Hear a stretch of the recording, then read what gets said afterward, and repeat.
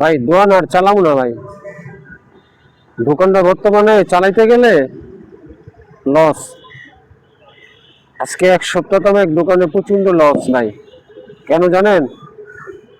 কথাটা বললে মানুষের চোখ আজকে কখন উঠে দেব।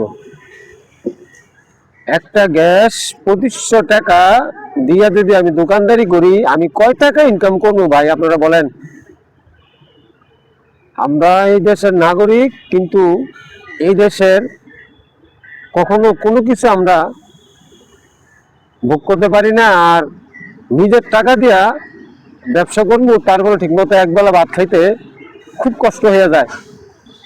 আমরা ছোট একটা ব্যবসা করি ফুটপাতের ভিতরে, তারপর আমরা এত কষ্ট করে একবেলা ভাতের পয়সা জোগাইতে হয়। আর যারা বড় বড় ব্যবসা করতেছে, তারা মানুষের মাথার ভিতরে লবণ চেয়ার কি মিলে যে বড়ি খাইতেছে, তারা এটা কল্পনার বাইরে। আপনি কি মনে করেন একটা বোতল 1000 টাকা বর্তমানে নিতেছে বাড়তি? আপনারা বলেন যে কোন ব্যাংকে আছে এত পরিমাণে সুদ খায় একটা গ্যাসের বোতল, যে তারা বর্তমানে যা খাইতেছে, তারা মানুষের কাতারে পড়ে কিনা? আপনারা একটা চিন্তা করেন, আমরা কেমনে ব্যবসা করবো ফুটপাতে? এই ফুটপাতে ব্যবসাটা কিভাবে করব? আপনারা বলেন ভাই। এখন ব্যবসা বন্ধ করে দিতে হবে, করার কিছু নাই, কি করবো? একটা গ্যাস 3 থেকে 4 দিন যায় একটা দোকানে, 4 দোকানে 12 ঘন্টা গ্যাসের বোতলটা দিয়ে চুলেটা জ্বালিয়ে রাখতে হয়। কয় টাকা বেচুন ভাই? আর কয় টাকা বেচে আমি আমার সংসারটা চালাবো? একটা সংসার চালাতে হলে বর্তমানে 15 থেকে 20 থেকে 22 হাজার টাকা লাগে ঢাকা শহরে বাসা ভাড়া দিয়ে থাকতে হইলে। আপনি একটা মেসে থাকেন, তারপরে আপনার 2000 টাকা বাসা ভাড়া দিতে হয়। আপনি একবেলা হোটেলে মেসে থাকতে যদি আপনি হোটেলে খান, 3 বেলায় 2 থেকে 250 টাকা লাগে যদি ডাইল ভাত খান আপনি ঢাকা শহর।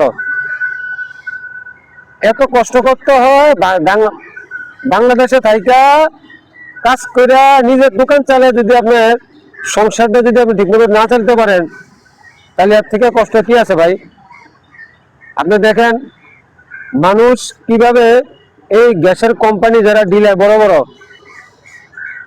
যারা গ্যাস দেয়, তাদের দোষ দিয়ে লাভ নাই। তারা 1 থেকে 150 টাকা লাভ করে একটা বোতল দোকানে দিয়ে যায়। কিন্তু যারা বাংলাদেশের জনগণের জিম্মি করে টাকা নিতেছে, আমি তাদের উদ্দেশ্য করে বলতেছি, এটা টাকা হালাল করে নিতেছেন না আপনারা, এটা হারাম পথে উপার্জন করতেছেন। এই টাকা কখনোই থাকবে না, এই হারাম টাকা কখনোই থাকবে না। এগুলা বন্ধ করেন। জনগণের পিঠ দেওয়ালে ঠেকে গেছে। আপনারা এটা ঠিক করতেছেন না, আর এখনো সঠিক পথে আসেন। জনগণ যখন ধরবে আঙ্গুল তুলবো, তখন পালানোর জায়গা পাবেন না।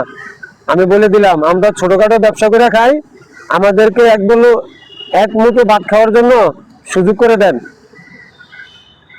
আমরা বাঁচতে চাই, কেননা আমরা বেশি কিছু আশা করি না। আমাদের ডাইল ভাত হইলে চলে। একটা গ্যাস যদি 2500 টাকা কিনা আমরা দোকানদারি করতে হয়, তাহলে আমরা কিভাবে থাকবো বলেন আপনারা? আমাদের বাঁচার কোনো রাস্তা নাই। আমাদেরকে মোটামুটি চলার মতন একটা দোকান বা বাদাম বেশি, চা বেশি, যেটাই করি, এর ভিতরে যদি জুলুম করে নেন, তাহলে এটা হালাল হয় না, এটা হয়ে যায় অহালাল, এটা হারাম হয়ে যায়।